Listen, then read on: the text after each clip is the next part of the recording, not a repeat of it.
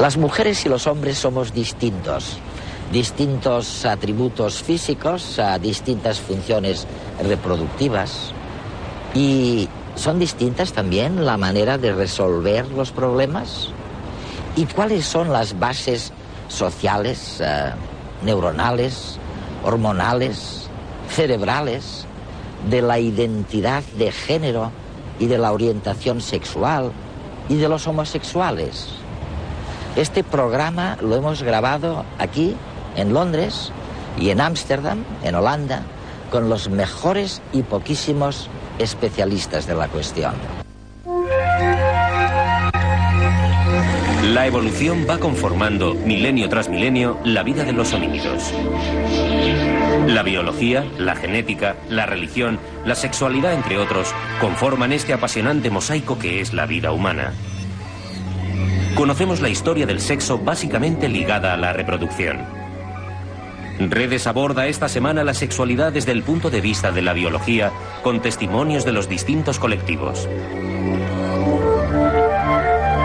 La heterosexualidad como sistema hegemónico nace en Europa a mediados del siglo XIX para controlar las políticas de natalidad.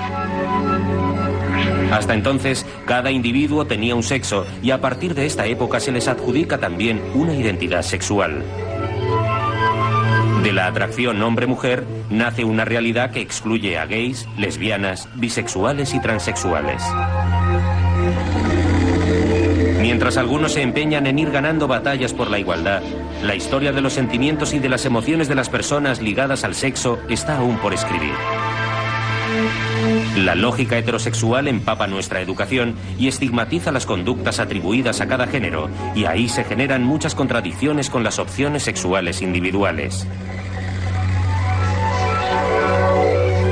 El acto sexual estimula el cerebro, el córtex y hasta los dedos de los pies. En opinión de muchos científicos, no se pueden establecer diferencias radicales entre varones y mujeres desde el punto de vista sexual. La clave es una nueva educación para que tanto la homofobia como la misoginia desaparezcan poco a poco.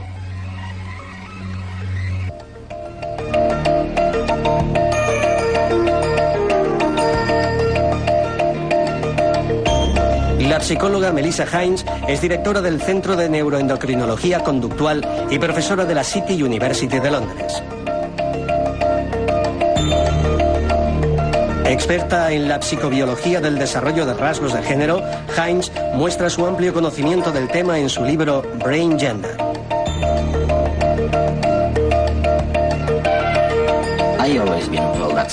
Siempre me habían dicho que la competición sexual es importantísima. Y para Darwin, la competición sexual era la fuerza conductora, la fuerza motriz de la selección natural. ¿Y cómo es posible que, siendo tan importante esto de la identidad sexual y de la orientación sexual, cómo es posible que sepamos tan poco? Es interesante el hecho de que reciba menos atención de lo que se merece. La mayoría de hombres se ven a sí mismos como hombres y muchas mujeres se ven a sí mismas como mujeres. Aunque esto parezca obvio, lo interesante es que algunos no se sienten así. Y son los que denominaríamos transexuales, que se sienten psicológicamente diferentes al sexo de su cuerpo. Y lo mismo pasa con respecto a la orientación sexual. Los homosexuales. A la mayoría de los hombres les atraen las mujeres y viceversa. Pero en cada uno de estos grupos hay de un 3 a un 5% que se sienten atraídos por personas del mismo sexo. Y son los que denominamos homosexuales. Lo que los científicos intentan investigar es cómo sucede esto. Que algunos seamos heterosexuales y que otros sean bisexuales u homosexuales. Y pensamos que esto ya comienza antes del nacimiento, y el motivo por que lo creemos es porque los hombres tienen un gran nivel de testosterona antes del nacimiento. Y en otros animales con quienes hemos realizado muchos experimentos, estos altos niveles de testosterona producidos por los testículos, las gónadas, influyen en el desarrollo del cerebro prenatalmente Y ello influye en el comportamiento. Para siempre, ¿no? Incluso si más tarde se cambian los niveles de, por ejemplo, testosterona. Y ya es demasiado tarde, ¿no? Así es. No se puede invertir por reemplazamiento hormonal. Una pregunta. Si la responsabilidad o la base de esto es el nivel de hormonas administradas, ¿cómo es? ¿Cómo es que nunca ocurre, que yo sepa, en otros animales que no sean los humanos? ¿Diferencias en la orientación sexual? Sí que hay. En ciertos grupos de animales hay individuos que prefieren copular con el mismo sexo que con el contrario. Y esto se ha estudiado bastante en ovejas y en carneros en Estados Unidos. Hay carneros gay, si quieres llamarlos así, que prefieren copular con otros animales del mismo sexo. Es decir, que si se les ofrece la posibilidad de copular con un animal hembra o uno macho, preferirán el macho. O sea que no es algo excepcional de los humanos. No es algo único en los humanos. Bueno, oye, es importante saber esto. También has estado trabajando en una investigación con un grupo particular de monos, el mono cercopiteco verde. Sí, el mono cercopiteco verde, o también llamado simplemente mono verde. ¿Y qué les habéis hecho a los pobres monos? No les hicimos daño, solo les dimos unos juguetes para que jugaran. En nuestros estudios con niños en el laboratorio nos dimos cuenta de que si los llevábamos al cuarto de los juguetes, donde había coches, camiones y muñecas, los niños estaban más tiempo con los coches y los camiones y las niñas con las muñecas. La gente asumía que esto estaba determinado socialmente y nosotros teníamos datos que sugerían que quizá en parte estaba determinado hormonalmente en la fase prenatal. Luego me llevé los juguetes a la colonia de monos e hicimos pruebas con unos 100 animales. Y los machos pasan más tiempo con los juguetes de los niños, como son los coches y las pelotas, y las hembras con los juguetes de las niñas y en particular con muñecas. De manera que es posible que sea una parte de la herencia evolutiva, tener una preferencia por jugar con una serie de objetos diferentes. Desde luego que no estamos sugiriendo que las hormonas sean las responsables de todo. Claro que los padres y otras personas del entorno animan a un cierto comportamiento diferenciado en los niños y las niñas.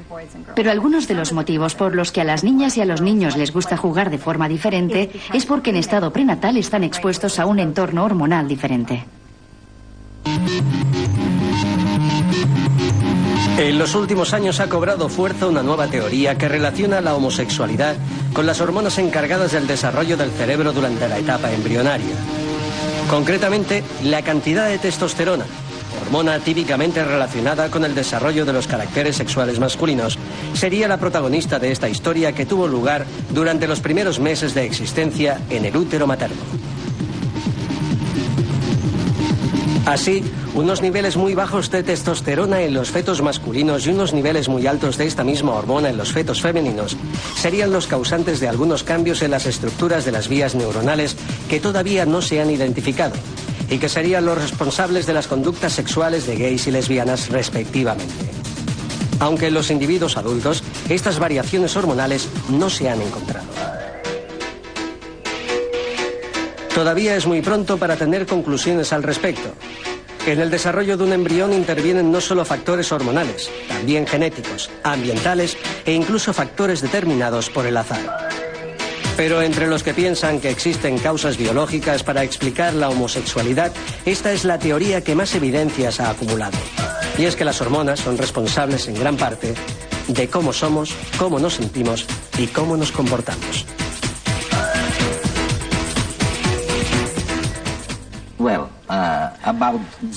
Bien, hablemos ahora de genes y hormonas.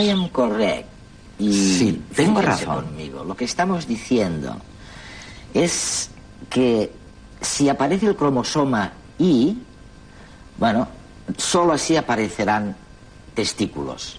Y si aparecen los testículos, aparecerán andrógenos, like testosterone, for instance. Y si a una ratita macho le privamos de esta testosterona inmediatamente después de nacer, bueno, perderá todo interés en las otras ratitas. Y she or he will even behave like, y se comportará como una ratita femenina. Por lo tanto, dices que las hormonas son mucho más importantes que los genes. Creo que esto lo he leído en algún sitio o te lo he oído decir en alguna parte. Sí, consideramos que el cromosoma Y es el que determina si somos machos o hembras, y en la mayoría de los casos así es. Sin embargo, cuando los cromosomas, el par 23, el XY o XX, pueden activarse por los niveles hormonales prenatalmente... Las hormonas prevalecen. Sí, las hormonas prevalecen. ¿Y lo has demostrado? Sí, una prueba que indica que es así son las niñas que tienen 2 cromosomas X, pero altos niveles de andrógenos prenatalmente y se comportan como varones.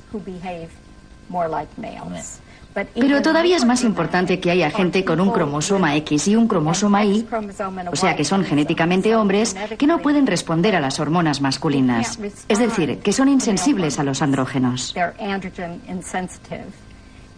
Y cuando nacen parecen mujeres. Sus genitales externos parecen ser de mujer y su comportamiento es tan femenino como el de cualquier otra mujer. Generalmente se les diagnostica como insensibles a los andrógenos en el cromosoma Y hasta que en la pubertad no les llega la menstruación. O sea que desde fuera son imposibles de distinguir respecto de otras mujeres, pero sin embargo poseen un cromosoma Y y básicamente son mujeres heterosexuales.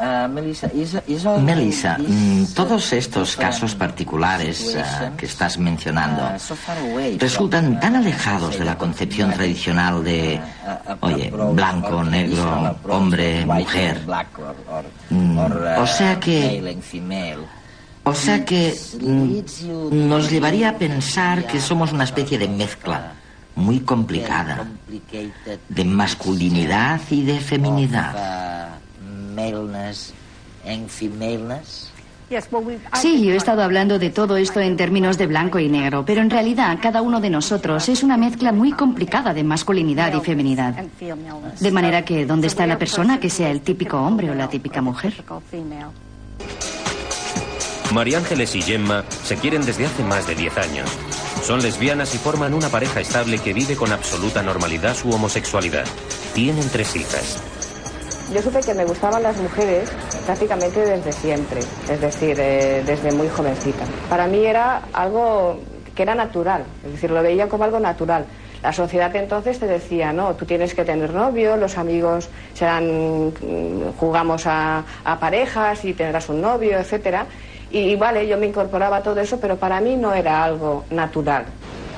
Mi madre y los padres, que son sabios en estas cosas, lo saben, de alguna manera lo ven. Incluso, pues de alguna manera intentaban hacer alguna terapia para mí con un psicólogo, de hecho me llevaron a que me la hicieran. Y bueno, yo tuve que soportar un poco pues toda esa presión de la familia. El tema de la homosexualidad, que estaba de alguna forma patologizada, es decir, todavía hay sectores que piensan que es una enfermedad, que es una cuestión de hormonas, que es una cuestión, etcétera, ¿no? Que es una cuestión de constitución cerebral, etcétera. Todo esto ha ido cambiando, la información también. Como no es una enfermedad, no se ha de curar. Hemos trabajado muchísimo, mi compañera Gemma y yo, para poder lograr, entre comillas, una normalidad dentro de nuestra familia, ¿no? Los niños lo único que quieren es que se les quiera y se les acepte. Se da por hecho cuando vas, yo qué sé, a relacionarte en diferentes ámbitos, incluso los relacionados con lo cotidiano, que eres heterosexual.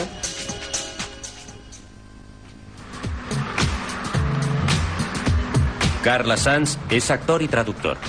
Vive su homosexualidad con toda normalidad. Cree que las elecciones que cada uno va haciendo en la vida van conformando la personalidad y por tanto la orientación sexual. supe que me gustaban los hombres. De hecho, tuve un primer, yo creo que como muchos homosexuales o como muchos hombres, tuve mis primeros juegos a los 14 años. 13, 14 años con un amigo. Y allí supongo que empecé a darme cuenta de algo. A los 16, 15, 16, que tuve mi primera novia, recuerdo que fuimos un día a ver The Rocky Horror Picture Show, película emblemática de aquella época y que supongo que rompió muchos esquemas, etc. Y recuerdo que a mí la bisexualidad de Tim Curry, que era el actor que hacía, que no me acuerdo el nombre del personaje, pero bueno, que era tan ambiguo que a mí me atrajo mucho ese personaje.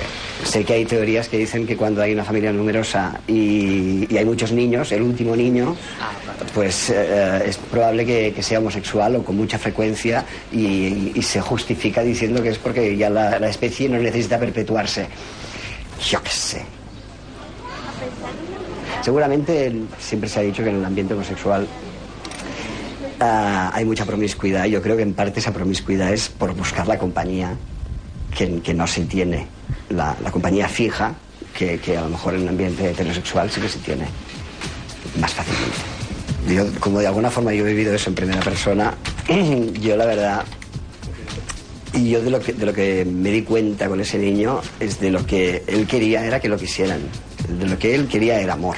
Ha vivido con normalidad el amor que había en su casa. Primero lo ha vivido con sus padres porque se querían, pero cuando se dejaron de querer, pues entonces ha vivido también el amor entre dos hombres, entre su padre y otro hombre. Y ha visto eso con normalidad y ha visto que le han dado cariño y nosotros le hemos dado cariño y él ha sido feliz. Y yo he visto que es un niño que es feliz.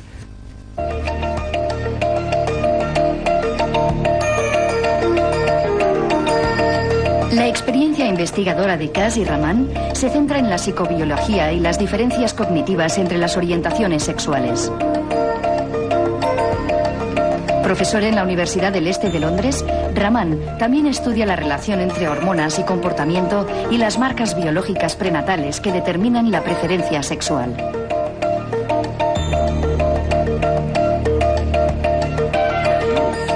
Bueno, ya has oído a Melissa Hines diciendo que somos una mezcla compleja de componentes masculinos y femeninos. ¿Estás de acuerdo con esto? Sí, estoy muy de acuerdo.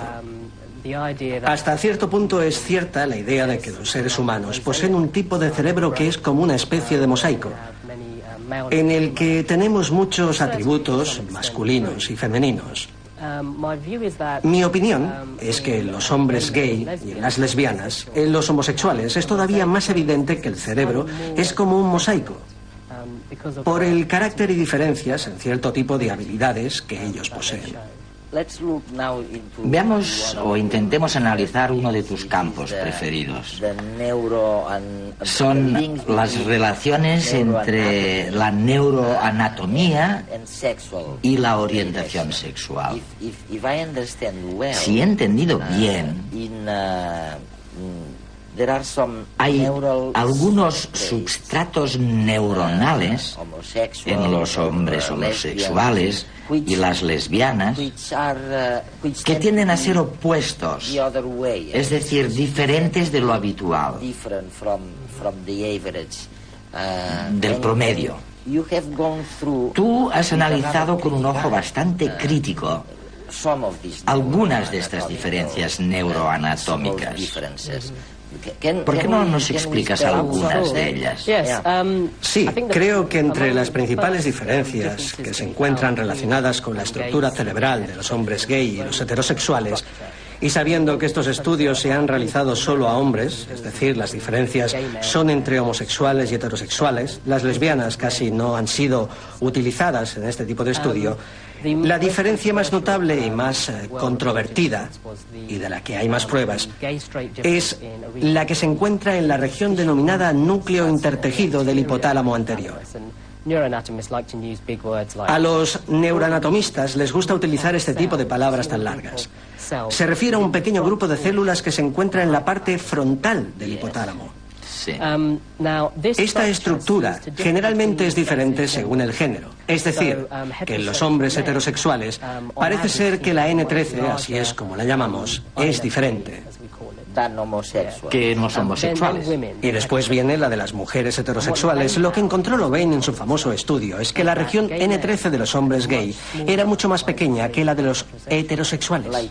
Como en las hembras mamíferos. Eso es. La clave es que era más o menos del mismo tamaño que el de las mujeres heterosexuales. Esta es la primera indicación de que una estructura neuronal quizá esté conectada con la atracción sexual hacia los hombres o las mujeres. Es decir, que si se tiene una N13 grande, se siente atracción por las mujeres y si es pequeña por los hombres. ¿Y qué sucede con lo que llamáis SCN? Es decir, el núcleo supraquiasmático, que también está en el hipotálamo. En este caso parece ser que en los homosexuales es mayor que en los heterosexuales. Pero ¿cuál es la diferencia con el otro experimento? Bueno, no hay diferencias en la metodología. En los dos casos se utilizaron estudios con autopsias, pero tienes toda la razón, Eduardo. La estructura de SCN era más grande en los hombres gays que en los heterosexuales. Pero la clave vuelve a ser que era comparable con el tamaño que tenía en las mujeres heterosexuales. Lo que nos encontramos es que en los hombres gays se dan unos cambios en la estructura del cerebro que de alguna forma los acerca al de la mujer. De manera que si las mujeres tienen una estructura más grande o más pequeña, predecimos que los hombres gay mostrarán un tamaño similar. Y los experimentos fueron coherentes con esa teoría.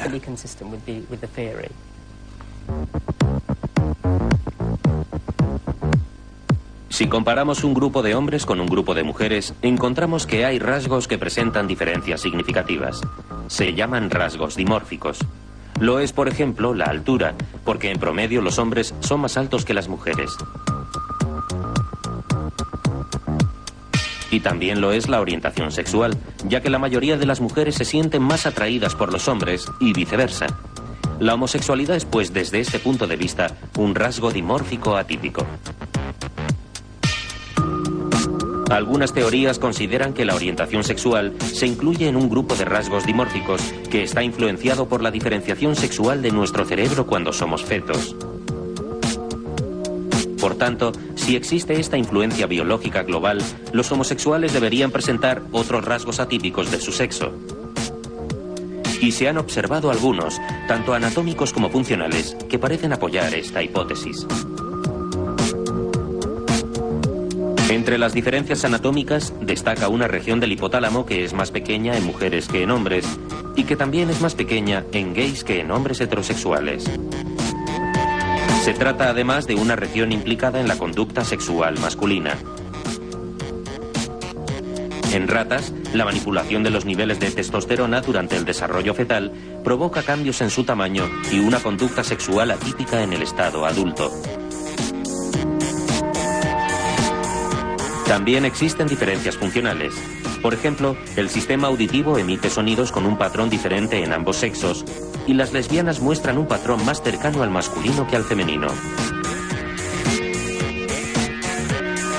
Además, hay muchos más zurdos entre gays y lesbianas que entre heterosexuales. Las lesbianas presentan hasta un 91% más de probabilidades de ser zurdas que las mujeres heterosexuales. Y la lateralidad es una característica observable antes del nacimiento. Por otra parte, existe una estructura cerebral que tiene una forma diferente en hombres y mujeres, que también se ve afectada por las hormonas fetales y que es claramente atípica en los transexuales. Además, al no ser atípica en homosexuales, reafirma la disociación entre homosexualidad, que es una preferencia por el mismo sexo, y transexualidad, que se refiere a aquellas personas que no se sienten identificadas con su sexo, sino con el opuesto. Estos y otros rasgos atípicos apuntan hacia que ciertos factores biológicos, como las hormonas, desempeñan un papel en la determinación de nuestra orientación sexual. Pero todavía no son suficientemente determinantes para lograr el consenso entre la comunidad científica.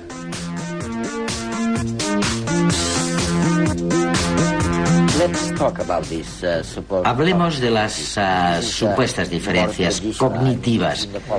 Oye, son mucho más tradicionales y están, bueno, en la mente de la gente, ¿no?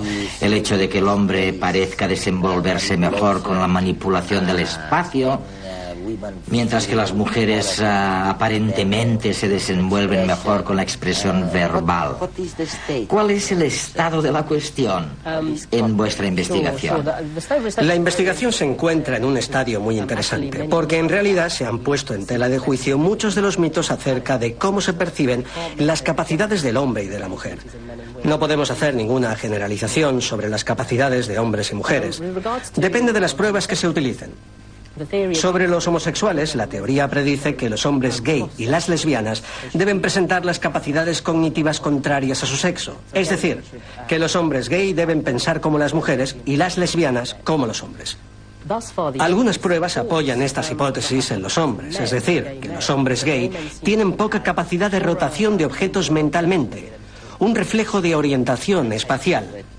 Cambiar los objetos. Y también demostraron poca capacidad de juzgar la orientación de líneas, que una vez más es una capacidad espacial muy básica. Sin embargo, ganan a los heterosexuales en la memoria de localización de objetos. Y también es importante el hecho de que, comparados con los heterosexuales, los hombres gays son excelentes en la fluidez verbal, en la capacidad de producir muchas palabras, que es una característica muy femenina. En la investigación que hemos hecho sobre el tema, que fue bastante extensa durante una serie de años, lo que hemos encontrado es que las lesbianas solo se diferenciaban de las mujeres heterosexuales en la capacidad verbal. Es decir, que tienen una producción y fluidez verbal peor que las mujeres heterosexuales, pero son iguales que las mujeres heterosexuales en el resto de características. En todo el resto, ¿no? Hoy has mencionado la parte genética en la identidad de género y en la dirección sexual. Pero hay una cosa que me fascina, y estoy hablando de genética porque lo que voy a decir está relacionado con la genética. Tú has estudiado a los homosexuales en los grupos familiares y hay algo increíble. Parece ser que has podido demostrar que hay más homosexuales entre los hombres que tienen más hermanos mayores. Es decir, que si se nace al final o hacia el final de una familia numerosa, se tienen más posibilidades de ser homosexual. Sí, tiene razón. Existe el efecto del hermano mayor para la orientación sexual. De manera que los hombres gay típicos tienen una gran cantidad de hermanos mayores, pero no muchas hermanas. Ha de ser específicamente hermanos mayores. La teoría que existe en la actualidad es la de la inmunidad maternal.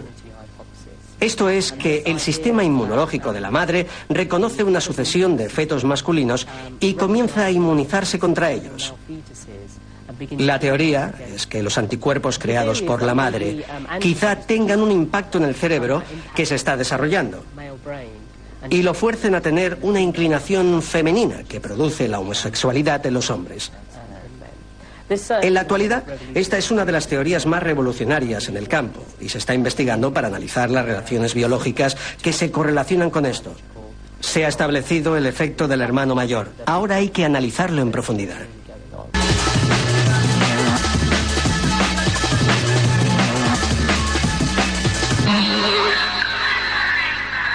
La aplicación de la testosterona mediante un simple parche dérmico puede convertirse en una sencilla y eficaz solución para algunos problemas de disfunción sexual en las mujeres. Los resultados son claros. Tras varias pruebas ha quedado comprobado que los parches aumentan el deseo y la satisfacción sexual. El ensayo clínico se encuentra en una tercera fase de experimentación. Se está realizando una evaluación a más de 500 mujeres que sufren un trastorno de hipoactividad del deseo sexual tras haber sido sometidas a una intervención quirúrgica para extirpar sus ovarios.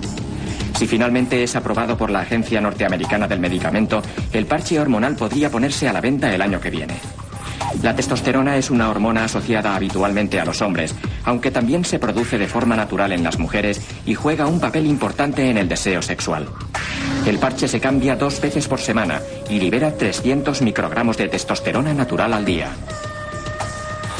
Un grupo de científicos a bordo del buque Hespérides ha iniciado una misión novedosa y ardua: cartografiar centímetro a centímetro el fondo marino español, una zona de la que, según aseguran los expertos, apenas se conoce tan solo el 20%.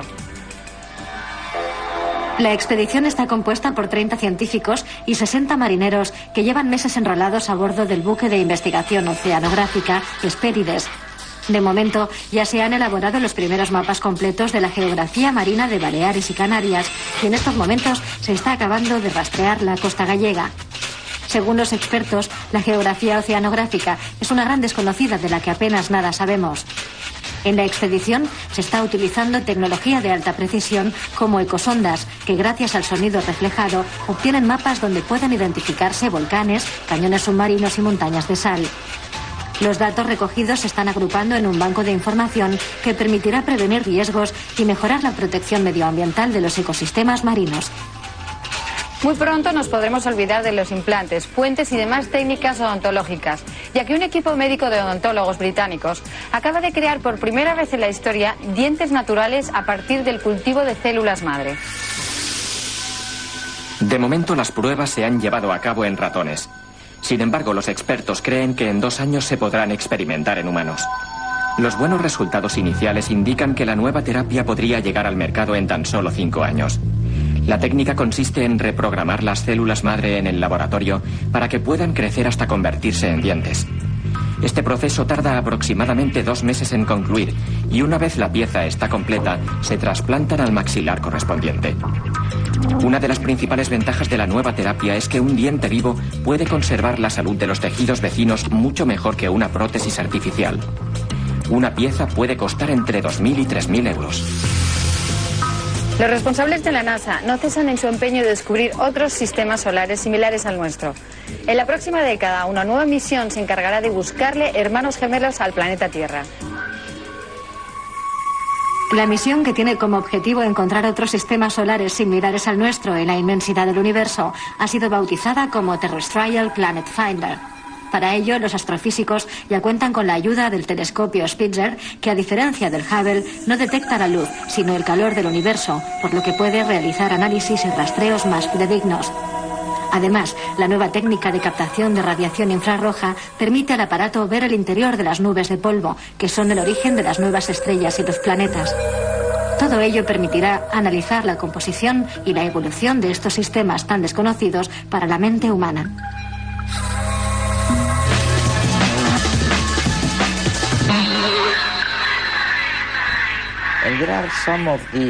Y hay algunas señales de las que hemos mencionado que pueden adjudicarse al primer periodo de la vida. ¿Cómo cuáles? Se dice, por ejemplo, que los homosexuales recuerdan muy bien que siendo niños, cuando eran pequeñitos, preferían un entorno más afeminado o aspectos de feminización. Sí, hay indicadores tempranos que muestran que los hombres gay y las lesbianas desde luego han tenido inclinaciones por el comportamiento que es propio del sexo opuesto. Los hombres gay recuerdan haber tenido una niñez que denominamos niñez no conformista con el género. Es decir, que típicamente prefieren jugar con niñas, prefieren jugar con juguetes de niñas y tienden a tener a las niñas como amigas. Y con las lesbianas sucede lo contrario. Su comportamiento es de chicotes, en la niñez. Es decir, que existen unas indicaciones muy tempranas de que la sexualidad está interiorizada desde una edad muy temprana en la niñez, o antes del nacimiento. Ciertas características corporales son el reflejo de efectos hormonales anteriores y una característica clásica es la proporción de la longitud de los dedos. La longitud de los dedos, la relación índice-anular. Sí, quizá otros de mis colegas ya han tratado este tema. Si se observa la longitud del dedo índice y anular, los hombres en general tienen un dedo índice mucho más corto que el anular, mientras que las mujeres tienen la longitud de los dedos más iguales. Si se se recogen muestras hormonales de mujeres embarazadas y luego se analiza la proporción de los dedos, las muestras tomadas del útero tienen una buena correspondencia con la longitud de los dedos, es decir, que es un marcador muy potente de hormonas prenatales. Y esto es fantástico, ya que no es necesario utilizar procedimientos invasores como las operaciones. Por los dedos tenemos una idea aproximada de lo que sucedió hace muchos años. De lo que pasó hace mucho tiempo, ¿no? Y esto diferencia muy bien a los hombres de las mujeres, ¿no? Esta diferencia entre el segundo y el cuarto dedo. Pero, ¿qué sucede con los homosexuales? ¿Hay alguna correlación? Sí, hay pruebas muy interesantes que son muy novedosas. Las pruebas son contradictorias entre sí, pero muestran una tendencia a partir de la cual se puede establecer un modelo. Hasta ahora hay aproximadamente 2 estudios que han demostrado que los hombres homosexuales y las lesbianas muestran una proporción típica masculina. Es decir, que las lesbianas tienen una proporción muy masculinizada, un dedo índice más corto, pero los hombres gay también tienen el dedo índice más corto. Sin embargo, hay 2 estudios que han encontrado lo contrario en los hombres homosexuales, que tienen un dedo más femenino. O sea, que existe una contradicción y yo en estos momentos estoy investigando este tema para ver cómo se puede explicar la diferencia.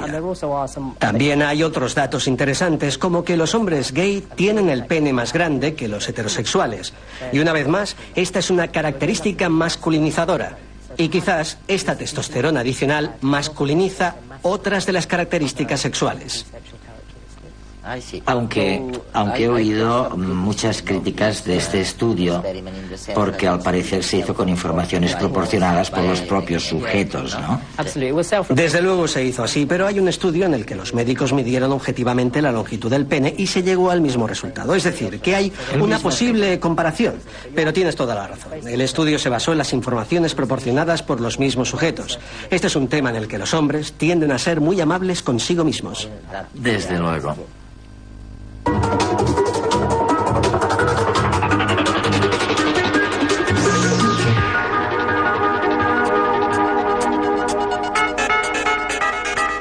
Hoy vamos a ver un experimento que pone de manifiesto cómo los sentimientos que se generan al presentar una imagen de un hijo o de una pareja se activan las mismas áreas cerebrales.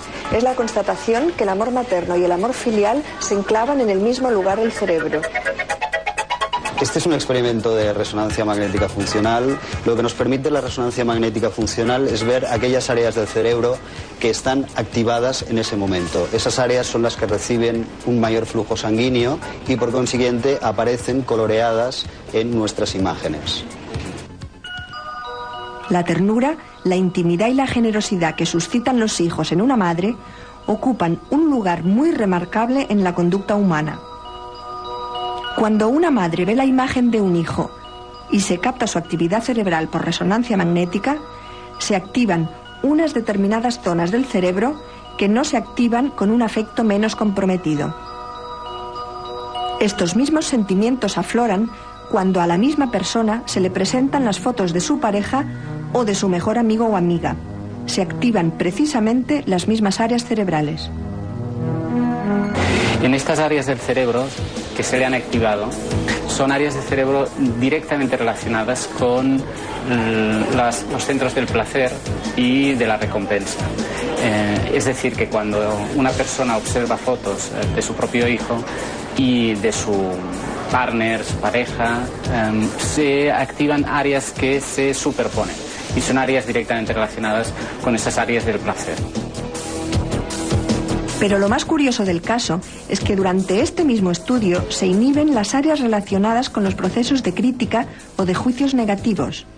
Así, se explicaría por qué se pierde la capacidad de juzgar equitativamente a personas a las que se quiere de manera intensa. Este experimento nos aproxima a una mejor comprensión de las bases neurológicas de uno de los instrumentos más formidables de la evolución, el que provoca que la procreación de las especies y el cuidado de la prole sean experiencias profundamente compensatorias y gratificantes. De esta manera, se asegura la perpetuación y la supervivencia de la especie.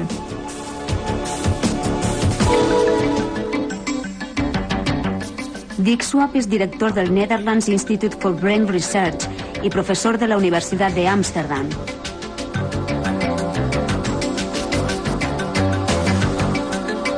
Experto neurobiólogo, su trabajo se focaliza en el estudio de la relación conducta-cerebro, centrándose en la homosexualidad y transexualidad.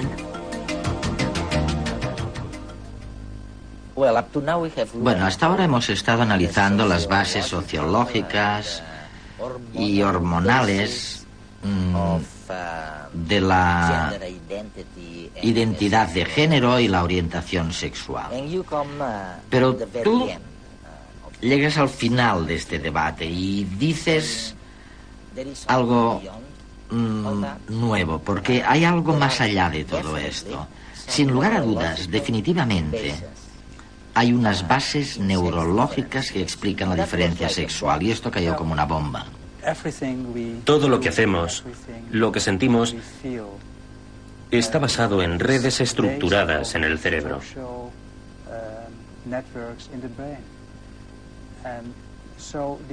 Y la idea es que las diferencias sexuales localizadas en el cerebro son la base de la identificación del género, el sentirse mujer u hombre y nuestra orientación sexual. Hemos realizado unas 3.000 autopsias a personas que han donado su cerebro para la investigación.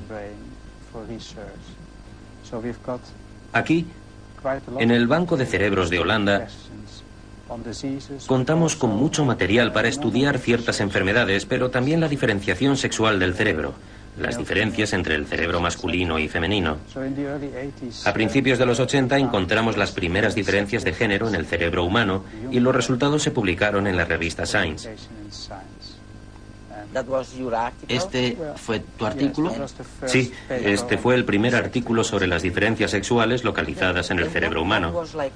Y fue como una bomba, porque, bueno, vamos a recordar a la audiencia cuál era la situación hasta entonces. El sentimiento general en el mundo occidental era que todo se podía construir socialmente, también el género sexual.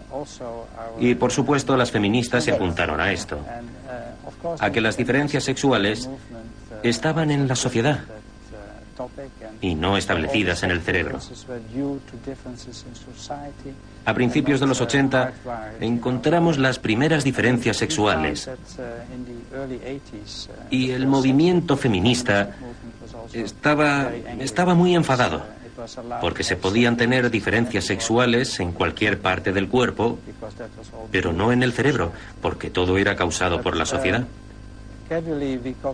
Poco a poco fuimos encontrando más pruebas de las diferencias de género sexual localizadas en el cerebro.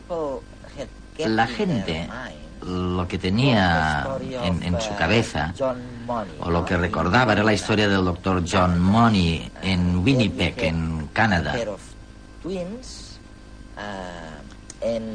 Había unos mellizos y resulta que se operó a uno de ellos y durante la operación, bueno, ocurrió un accidente. De alguna manera no se controló la electricidad, se descontroló y el pene del niño quedó absolutamente destruido.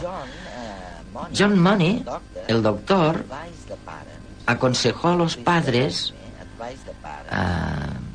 corrígeme si me equivoco, pero les aconsejó que se comportaran de manera que aquel niño se comportara como una niña, la trataran como una niña, que le dieran juguetes, que la educaran como una persona del otro sexo. ¿Y qué sucedió después? Hace 10 años, cuando hablamos durante un congreso de este caso de John Money, yo dije que esta era la única prueba de que la sociedad y el entorno pueden ser importantes, porque siempre se ha dicho que se trataba de una historia que acabó con éxito. Money dijo que había sido un éxito. El niño ha acabado siendo efectivamente una niña. Bueno, se le cambió el nombre de Brian a Brenda. Sí, sí. Y se operó para que tuviera órganos sexuales femeninos. Y durante la pubertad se le aplicaron hormonas femeninas. Todo era femenino. Pero en ese momento alguien del público, el profesor Milton Diamond de Honolulu, se levantó y dijo que no era así, que no era una historia con final feliz, que él conocía a la persona y que había vuelto a cambiar a hombre, que se había casado, que había adoptado a hijos y que era un hombre razonablemente feliz. En mi opinión, esto quiere decir que no importa lo que se haga. Eliminar el pene, ofrecer ayuda psicológica, implantar hormonas durante la pubertad, no se puede cambiar el comportamiento. Y esto es debido a la programación que tiene el cerebro desde el principio de su desarrollo. Es una historia muy triste, porque al parecer Brenda se volvió a cambiar el nombre efectivamente por el de David y al final se suicidó. Sí, hace un mes se suicidó. Creo que es una historia muy triste. Se destrozó una vida por la decisión tomada 9 meses después del nacimiento del niño.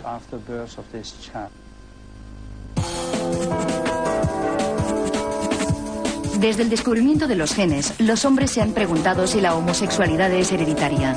Durante los últimos 10 años, y a pesar de la secuenciación del genoma humano, los esfuerzos por encontrar un gen o un grupo de genes relacionados con la orientación sexual no han aportado ningún dato concluyente. Los únicos estudios que parecen relacionar la homosexualidad con la herencia genética son los realizados entre hermanos. Así, parece ser que los individuos con un hermano gay tienen un 22% de posibilidades de ser también ellos gays, mientras que los hermanos de heterosexuales solo tienen un 4% de posibilidades de ser homosexuales. Con las mujeres sucede algo parecido.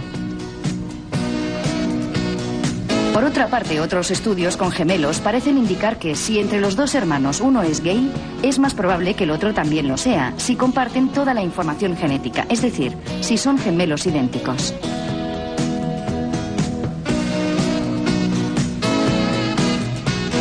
Sin embargo, a pesar de que estos estudios sugieren una influencia genética en la orientación sexual, tanto en hombres como en mujeres, algunos problemas de interpretación parecen restarles credibilidad. La razón es que siempre que se plantean hipótesis de variabilidad en familias, no se tiene en cuenta que el ambiente en que crecen los hermanos puede actuar como factor determinante de su conducta, con lo que es difícil saber qué es causado por los genes y qué es causado por el entorno que les rodea.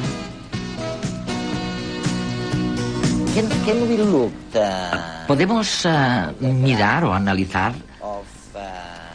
el gráfico de la producción hormonal según las edades? Esta es una gráfica que indica el periodo de toda una vida. La primera parte es el tiempo que se pasa dentro del útero, y se puede ver cómo hay un pico de testosterona en el útero hacia la mitad de la gestación. Y en los niños hay un segundo pico de testosterona unos meses justo después del nacimiento. Después. Esto solo sucede en los niños y no en las niñas. Y no en las niñas. Efectivamente. En la pubertad hay un nuevo aumento de testosterona en los chicos y un aumento de testosterona y de estrógenos en las chicas. De manera que, de hecho, hay 2 periodos durante los primeros años de vida en que el cerebro está expuesto a las hormonas. A mitad de la gestación y justo después del nacimiento. Esto causa una diferencia en la formación de las células y de los conectores que dura por el resto de la vida. Es decir, que de esta manera el cerebro, desde los primeros momentos del desarrollo, define si es de hombre o mujer. Si esto es cierto, y parece innegable, oye, vamos a ver, o vamos a dejar de lado por un momento las diferencias en el cerebro. Lo que es innegable es que este flujo de testosterona en el feto, y justo después del nacimiento y en la pubertad, si esto afecta a la estructura del cerebro de la forma en que lo hace, según tú dices, la gente no debería tener mucho más cuidado a la hora de ingerir hormonas en algunos periodos de su vida. ¿Qué piensas de esto? Me preocupa mucho la ingesta de productos químicos o medicamentos durante el embarazo, puesto que muchos de estos compuestos se transmiten fácilmente al feto. Sabemos de medicamentos que toman, por ejemplo, las mujeres con epilepsia, y sabemos que esos medicamentos aumentan enormemente el riesgo de tener un hijo transexual.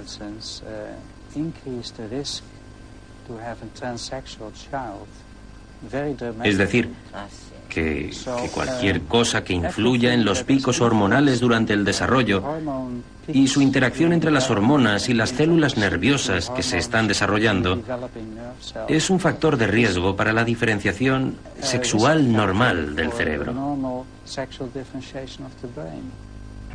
Beatriz nació varón. A los 8 años ya se hacía a escondidas con los pintalabios y los pendientes de su madre.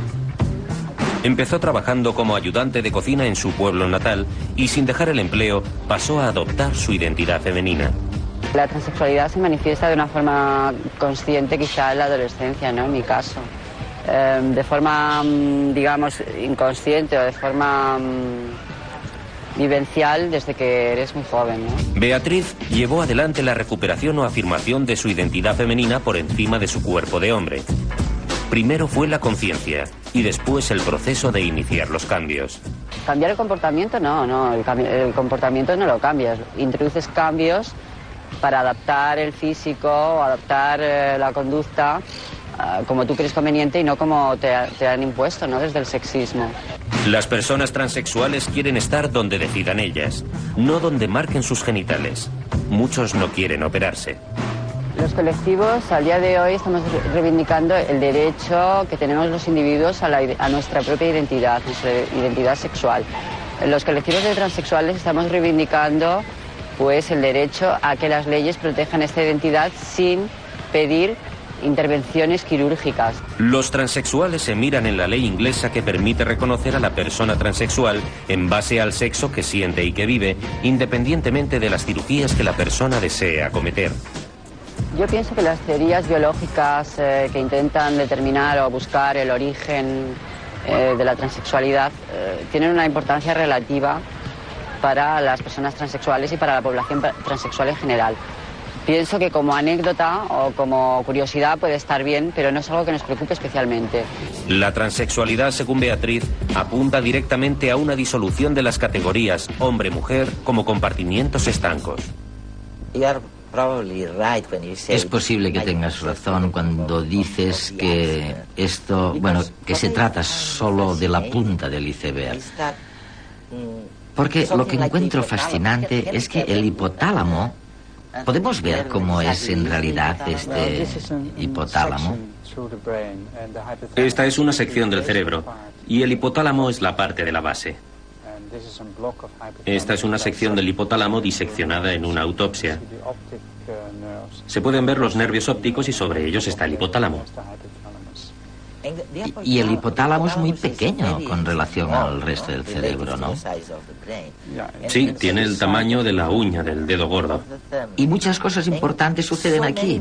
Has mencionado el comportamiento y orientación sexual, pero también parece ser que allí está el comportamiento de la alimentación o frente a la alimentación y de los ciclos circadianos, que son los que nos despiertan por la mañana y nos hacen dormir por la noche, ¿no?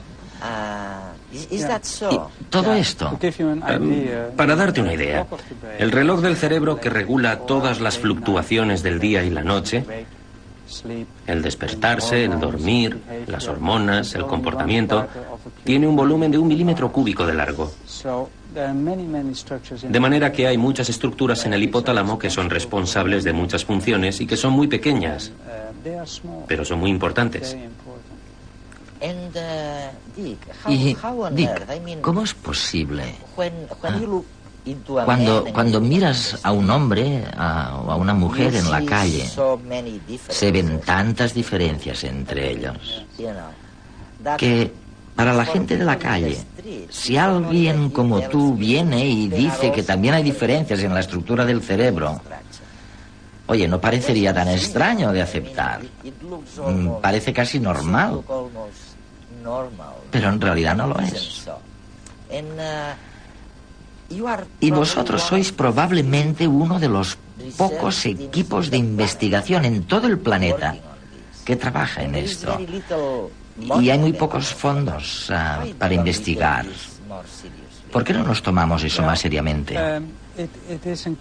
Bueno, es un tema controvertido. Cuando hice el descubrimiento del hipotálamo, me atacó el movimiento feminista. Luego descubrí las diferencias según la orientación sexual, es decir, las diferencias entre el hombre homosexual y heterosexual. Y entonces me atacó un grupo de personas. Me amenazaban día y noche con llamadas telefónicas. Me amenazaron de muerte y con poner bombas aquí y en el laboratorio. Y tenía que dar clase con guardias de seguridad. Había manifestaciones delante de mi casa. Es decir, que ha creado todo tipo de emociones. Por otra parte, cuando encontré la diferencia entre los transexuales, estos estuvieron bastante contentos, ya que pueden utilizar mis resultados para hacer constar un cambio de sexo en el pasaporte y el certificado de nacimiento en el Tribunal de Bruselas. En Holanda esto es posible, pero en otros países no se puede cambiar el sexo en el pasaporte. ¿Y qué pasa con la religión? Hemos heredado una cultura religiosa. ¿Y cuál fue la postura de los estamentos religiosos? Si vas a la Biblia, hay textos que dicen que es una situación terrible para Dios nuestro Señor que alguien vista de forma errónea. Y en esto se hace referencia a los transexuales. Y para los homosexuales, incluso se dice que se deberían matar. O sea, que en la Biblia se les condena, sin duda. Y es posible que esto haya servido de guía en gran parte de la sociedad.